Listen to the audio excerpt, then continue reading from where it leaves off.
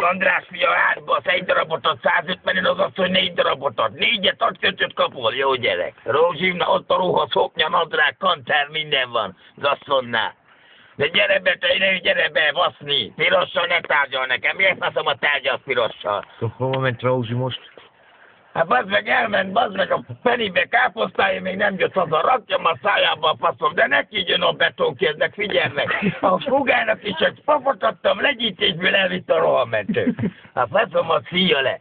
Pesten is ember voltam, ilyen emberek, mint Szopópista, Pesamban sincsenek. Én ember voltam Pesten, mindig játszottam a világgal, játékoztam. Betettem a pénzt a jobb zsebből a balba, faszomat szíja ki Szopópista. Nem adok neki helyet, menjen a faszomba, így nem rakjam a szájába, bele a faszom.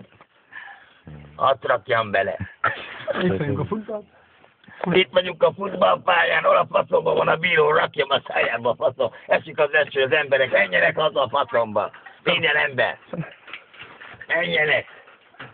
Itt már nincs dolgozás munkat, utalja ki a pénzt, mert Rózsinak kell szapporra, nyalja ki a faszomat ő is. Van, elsője van. Azért mondom, utalja fel, meg Klarikának is feltettem a lábát, úgy viszintesbe teszem fel háromszögbe, megbotom segjukat. Azért még a bal lábát felemeli nekem.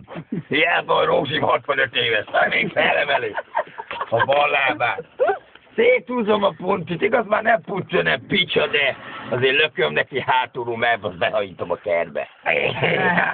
Mikor még szítta a faszomat fiatalon, Rózsi. Komoly volt. Annyira szítta tiszta veres lett, mint az alma. Jaj, ki a faszom. Azt hitte, hogy uborka. Nem mondtam, ne harapjon rám, a fogsát ki kellett ütni, hogy jobban szopja. Hegyes volt a foga, mint a vámpírnak. Utána engedtem a torkára, a szájon át, hogy ne lőtsön, beengedtem a gyomrába. Szopja le a faszomat.